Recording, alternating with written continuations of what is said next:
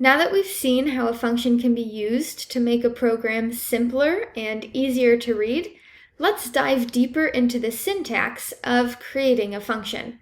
As a reminder, syntax is the rules for how to write code in a programming language. Take a look at these two marks. Where have you seen them used before? Both of these marks are used in coding. Let's talk about each of them now. You may remember that parentheses are used after the name of each command when you are calling a command to run in a program. These parentheses can also hold parameters. You may have seen parameters used in block coding before, such as putting a number into the move steps block. None of these commands have any parameters, so the parentheses are empty. Notice that when you see parentheses in a program, both the left and right parentheses are on the same line of code. Parentheses should also be used when giving a function a name. For example, here you see function spin. Spin is the name of this function, and you need to put parentheses right after that name, just as you would any other command. Now let's take a look at curly brackets. You can think of curly brackets like the top and bottom of a bun on a sandwich. All of the code for the function should be inside of the brackets. So we can use curly brackets to sandwich multiple lines of code together.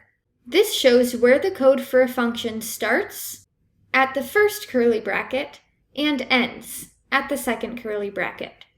All of the code that you want to be included in the function needs to be inside the curly brackets.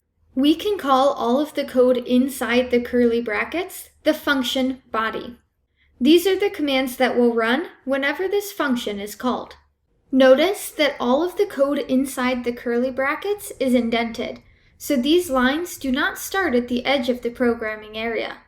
Indentation is a part of a code's syntax that helps us to see different sections of code more clearly. You will see indentations used in some future coding structures. When defining a function, you do not need to put a semicolon after the parentheses of the function name.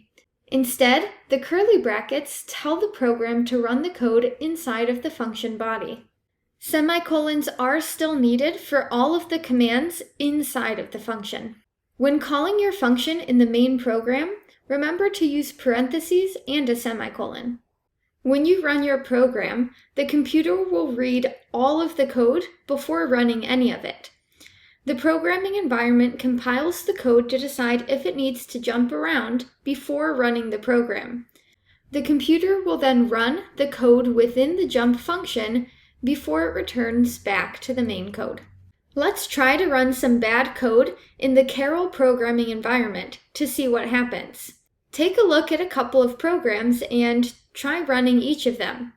Then, using the hints, fix each program. Remember to press the green button to run the code.